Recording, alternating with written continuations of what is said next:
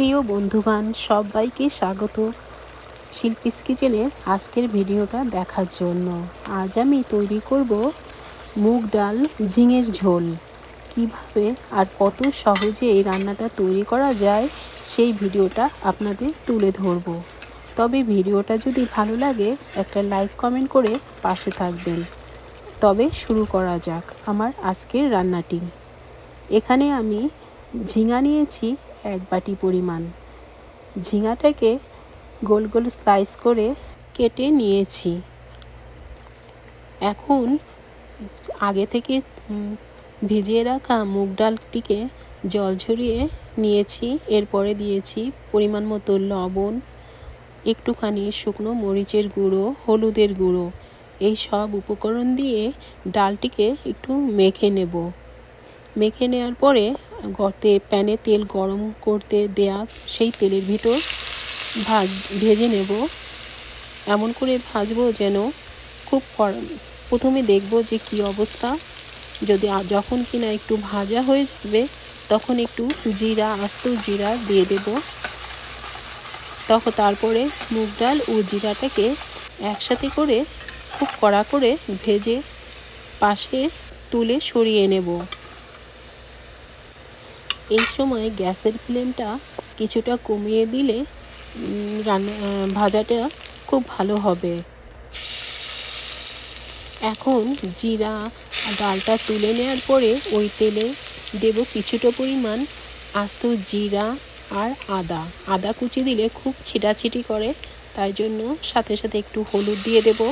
তারপর শুকনো মরিচের গুঁড়ো, কয়েকটা কাঁচা মরিচ দিয়ে একটু ফোড়নটাকে সুন্দর মতো ভেজে নিতে হবে।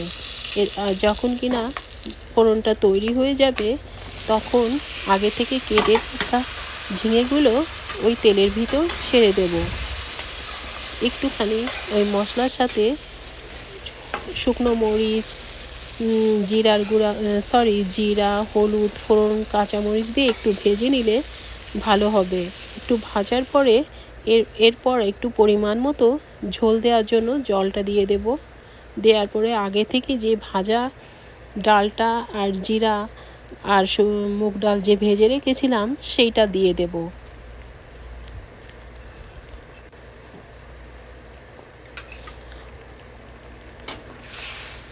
তারপর খুব ভালোভাবে মিশিয়ে দিতে হবে। ঝিঙাটা কাটার সময় একটু খেয়াল রাখতে হবে পাশে একটু ঝিঙা পুরো ক্লিন করে না কেটে একটু খোসা সমেত রাখলে রান্নার সময় গলে যাওয়ার চান্সটা কম থাকে। তারপর একটু নেড়ে চেড়ে আর একটু হলুদ গুঁড়া দেব, শুকনো মরিচের গুঁড়া আর টেস্ট অনুযায়ী লবণ দিতে হবে। আর আগে থেকে একটু গরম করে রেখেছিলাম তেলটা, রান্নার প্রথমে সেই তেলটা দিয়ে দিচ্ছি।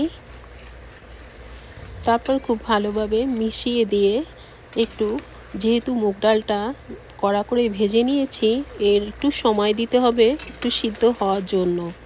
এদিকে ঝিঙেটাও বেশি যাতে গলে না যায়, আমি আগেও বলেছিলাম যে খোসা সমেত রাখলে ভালো হবে। তো আমি একটু জাল করে যখন কিনা একটু ডালটা গলে আসবে এই সময় দেখে চেক করে দেখতে হবে। তারপরে ভাজা মশলা, ঘি এগুলো দিয়ে দেব।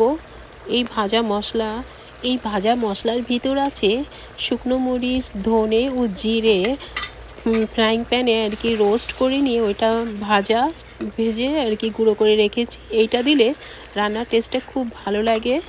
তো তারপর একটু নেড়ে চেড়ে পরিমাণ মতো ঝোল রেখে নামিয়ে নিয়েছি।